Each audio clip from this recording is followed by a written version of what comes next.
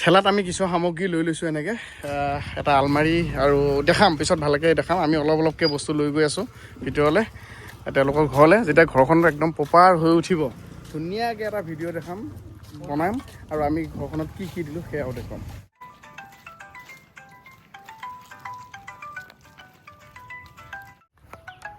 আহি গ'ল গডৰেজ এইটো তোমাৰ গডৰেজ দেই এইটো তোমাৰ গডৰেজ তোমাৰ নহয় নেকি এইফালে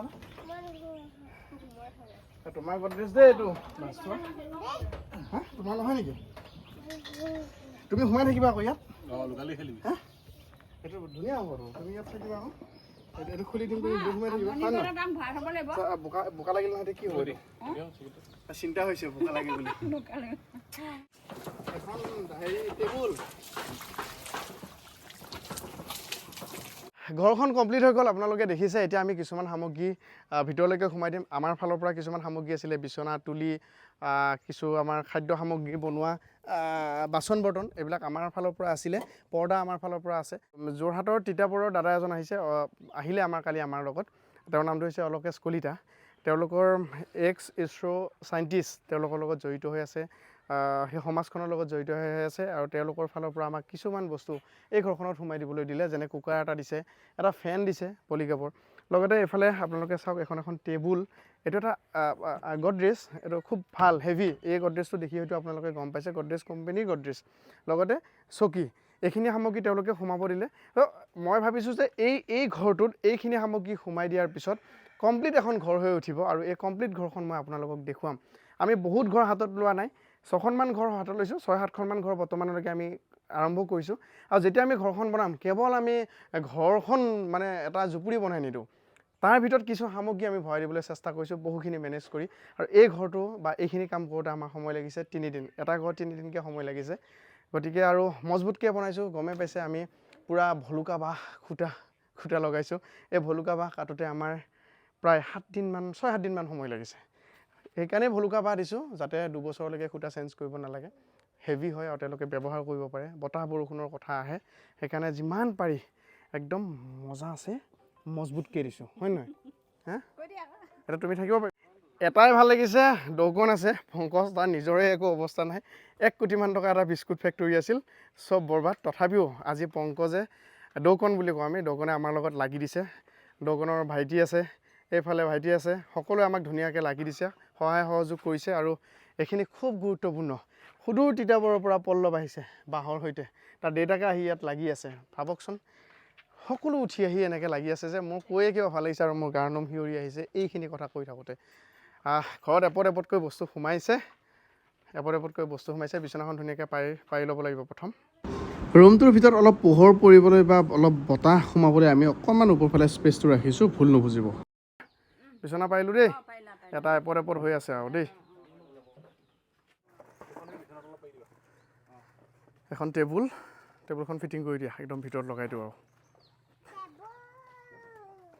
প্ৰথমখন ঘৰ 3 দিন যুঁজ কৰি কমপ্লিট কৰিলোঁ স্ক্ৰীনত আপোনালোকে দেখিবলৈ পাইছে এই ঘৰখন হোৱাৰ আগত তেওঁ ঘৰখন কেনেকুৱা আছিল মই মা বুলি সম্বোধন কৰিছিলোঁ তেওঁক আৰু তেওঁৰে এখন ঘৰ তেওঁৰ স্বামী ঢুকুৱা আজি 6 মাহমান হ'ল নহয় 7 মাহ হ'ল আৰু এজনেই ল'ৰা সিও অকণমান অসুখীয়া প্ৰায় পৰিয়ে থাকে কাম কৰা মানুহ নাই তেওঁৱে কিবাকৈ ঘৰখন চলাই আছিল দিন হাজিৰা কৰি হ'লেও আমি যেতিয়া আহিছিলোঁ তেতিয়া দেখিছিলোঁ ঘৰখন আৰু একোৱেই নাছিল ঘৰখন মই সেই ফটো আপোনালোকক স্ক্ৰীনত দেখুৱাই থৈছোঁ গোটেই অঞ্চল ঘূৰিলোঁ আৰু পংকজৰ গাঁও এখন এইও যথেষ্ট আমাক সহায় কৰি আছে এইকেইদিনত আৰু ঘৰখন এতিয়া আপোনালোকক মই দেখুৱাম আৰু ঘৰখনৰ বিষয়ে অকণমান ক'বলগীয়া আছে আৰম্ভণিতে মই বিশেষকৈ কেইজনমান ব্যক্তিক ধন্যবাদ জনাব লাগিব আৰু আমি এইটো চেষ্টাহে কৰিছোঁ মানে এতিয়া ছাৰ্ভেবিলাক চলি আছে প্ৰায় 1000খন গাঁও ডুব গৈছে পানীত 1000খন গাঁৱৰ বহুত ঘৰ ভাঙিছে হাজাৰ ঘৰ ভাঙিছে গতিকে চৰকাৰে এটা ষ্টেপ বাই ষ্টেপ এটা প্ৰচেছত আগবাঢ়িব তেতিয়ালৈকে অকণমান টাইম লাগিব কিন্তু তেতিয়ালৈকে আৰু ক'ত থাকিব গতিকে আমি চেষ্টা কৰিছোঁ জুপুৰি এটা বনাই দিবৰ কাৰণে এটা আৰু জুপুৰিটোত কিছুমান সামগ্ৰী ভৰাই দিবলৈ আমি এটা চেষ্টা কৰিছোঁ প্ৰথমতে মই ধন্যবাদ জনাইছোঁ আপোনালোকক এই কাৰণেই যে আপোনালোকে 1 টকা 2 টকা 100 টকা 1000 টকা যি দিলে সেইখিনিৰ দ্বাৰা এই ঘৰখন হৈ উঠিছে আমাৰ ফালৰ পৰা আমি কিছু যোগ দিছোঁ তাৰ মাজত মই ধন্যবাদ জনাব লাগিব যিসকল ভাৰতৰ বাহিৰত থাকে, ডুবাই, চাউথ আফ্ৰিকা, অষ্ট্ৰেলিয়া, তাৰ পৰা আমাক কিছু ধন তেওঁলোকে পঠাইছিল বেলেগ মানুহৰ যোগেদি।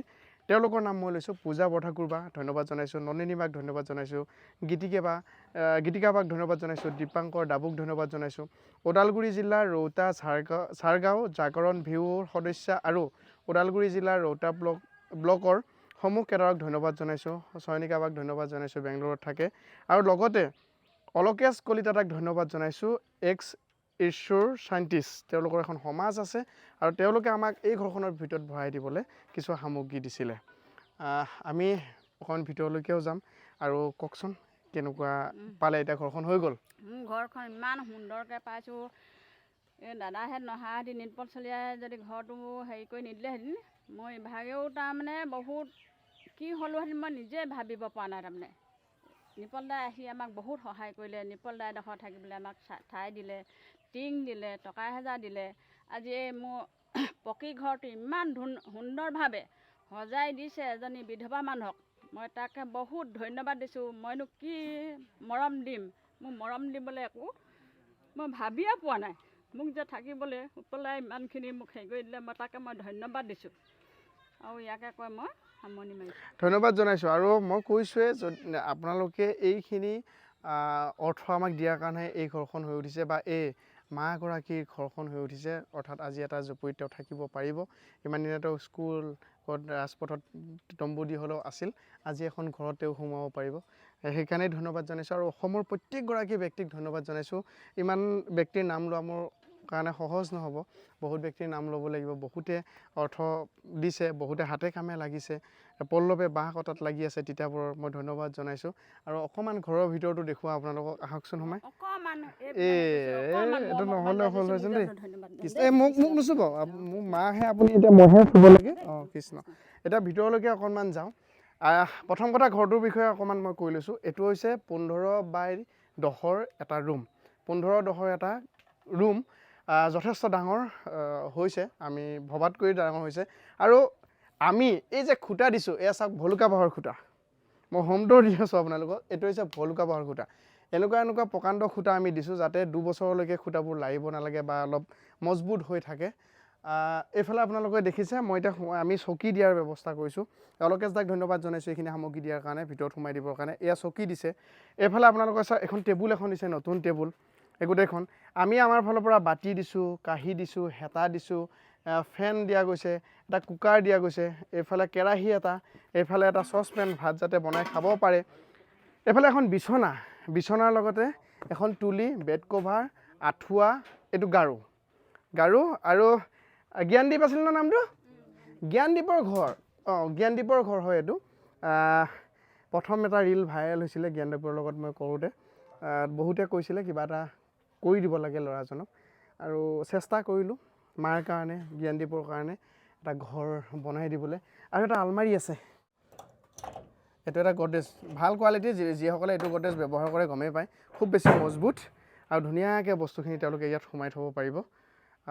যিহেতু তেওঁলোকৰ একো সামগ্ৰী নোহোৱা হৈ গৈছিলে, গতিকে আমি এনেকুৱা কৰা নাই যে এই ঘৰটো বনাওঁতে 3 দিন সময় লাগিছে। মই কৈছোঁৱে আমি দৌৰা-দৌৰি কৰা নাই। এদিনতে 10টা ঘৰ বনাব লাগে, এদিনত 10টা ঘৰ কেনেকুৱা ঘৰ হ'ব? আমি এই ঘৰটোত 3 দিন সময় লৈছোঁ। বাঁহ কটা বাদ দি দেই, বাঁহ, তৰজা, কামি চামি এইবিলাকতো আমি তিতাবৰত কটাইছোঁ, পল্লৱে সহায় কৰিছে। অৰ্থাৎ এই ঘৰটোত খুঁটা পুতি, টিংখিনি লগাই, বেৰখিনি গাঁঠি, বস্তুখিনি ভৰাওঁতেই আমাৰ 3 দিন সময় লাগিছে। গতিকে আমি হুৰমুৰ কেতিয়াও কৰা নাই। আমি ভাবিছোঁ যে ঘৰ এটা হ'লে অলপ মজবুত হ'ব লাগে, এটা ভাল ঘৰ হ'ব লাগে। আৰু যদি ঘৰটোৰ ভিতৰত 2টা বস্তু সোমাই দিব পাৰোঁ তেতিয়াহ'লে ভাল লাগে। আপোনালোকে ভাবকচোন, দেখি কেনেকুৱা পাইছে আপোনালোকে নিজেই কওকচোন। কাৰণ যিসকলে মোৰ ইউটিউবত ভিডিঅ' চাই আছে তেওঁলোকেতো গম পায় ন, তেওঁলোকে 2 এটকা পঠাইছিলে। এতিয়া আপোনালোকৰ দেখি কেনেকুৱা লাগিছে? বহুতখিনি কষ্ট হৈছে আমাৰ এইখিনি কৰোঁতে, আৰু একো নাই, তেওঁলোকো বহুত কষ্টত আছিল, যথেষ্ট কষ্টত আছিল। আৰু দেখি আচলতে আজি মোৰ নিজৰে ভাল লাগিছে যে কিবা এটা কৰিব পাৰিছোঁ।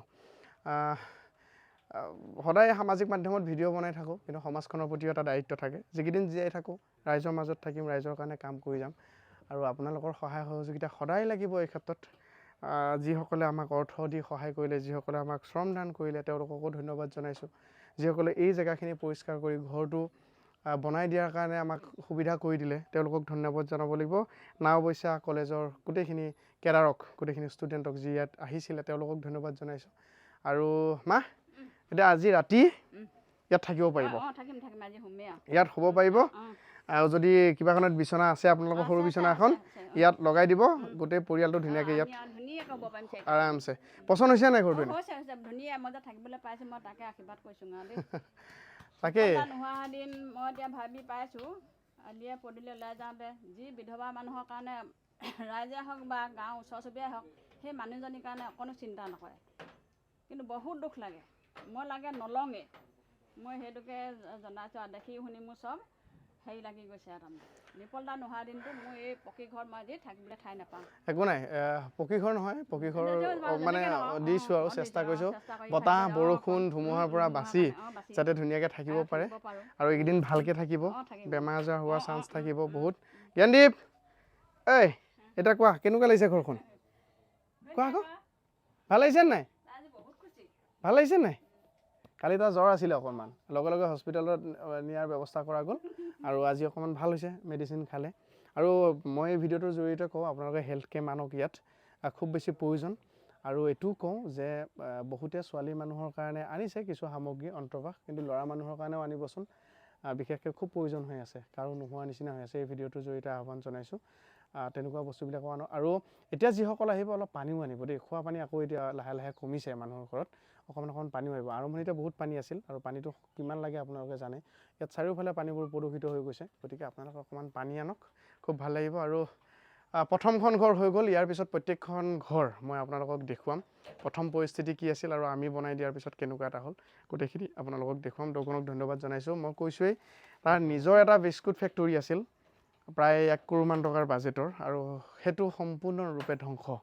তাৰপিছতো সেইবোৰ এৰি পংকজ দত্ত দগন বুলি কওঁ, এই বন্ধুৱে আমাৰ লগত লাগি সহায় সহযোগিতা কৰিছে।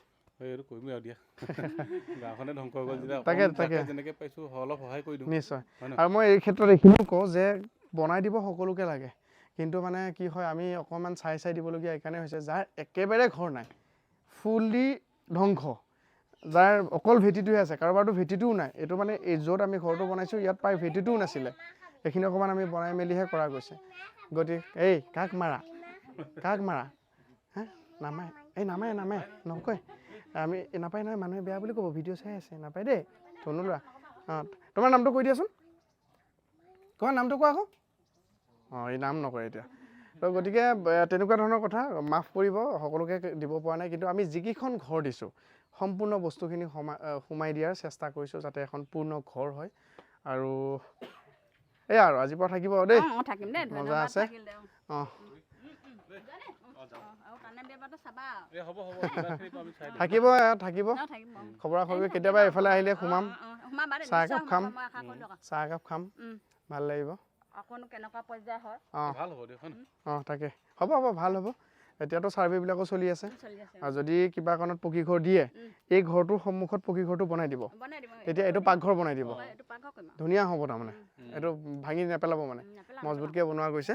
কেতিয়াবা লাগিলে খুঁটাবিলাক চেঞ্জ কৰি ল'ব, 2 বছৰমানতো যাবই ভুলুকা ঘৰৰ খুঁটা, তাৰপিছত খুঁটা চেঞ্জ কৰি দিব, হ'ব।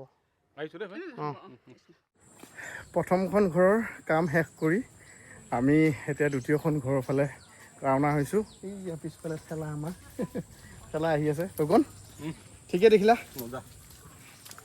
দগনৰ গাঁও, আৰু ইয়াত ঘূৰি ফুৰিছোঁ আজি বহুত দিন হ'ল। এতিয়া এনেকুৱা হৈ গ'ল মই ইয়াৰ লোকেল নিচিনা হৈ গ'লোঁ, লোকেলে আৰু ন। অঁ গতিকে এই ঘৰখন হোৱাৰ পিছত ভাল লাগিছে। ছেকেণ্ডখন ঘৰৰ কাৰণে আমি এতিয়া আহি আছোঁ, কি হয় কি নাই আপোনালোকক দেখুৱাম, ক'ত কেনেকৈ কি কৰিব পাৰি। আৰু ভাল লাগিছে, আপোনালোকেও চাই আছে ভিডিঅ'সমূহ, সঁহাৰি জনাইছে, আমাক আৰ্থিকভাৱেও সঁহাৰি জনাইছে, তাৰ কাৰণেও ধন্যবাদ। এতিয়াও বোকা যোৱাই নাই, সেইফালে গোটেই বোকা, আৰু ভৰিত খজুৱতি, মানে পানীবোৰ বেয়া হৈছে। ভাল হৈ যাব বাৰু, মেডিচিন লগাই আছোঁ, সেইবোৰ ঠিক হৈ যাব। তেওঁলোক বহুত কষ্টত আছে আমাতকৈ।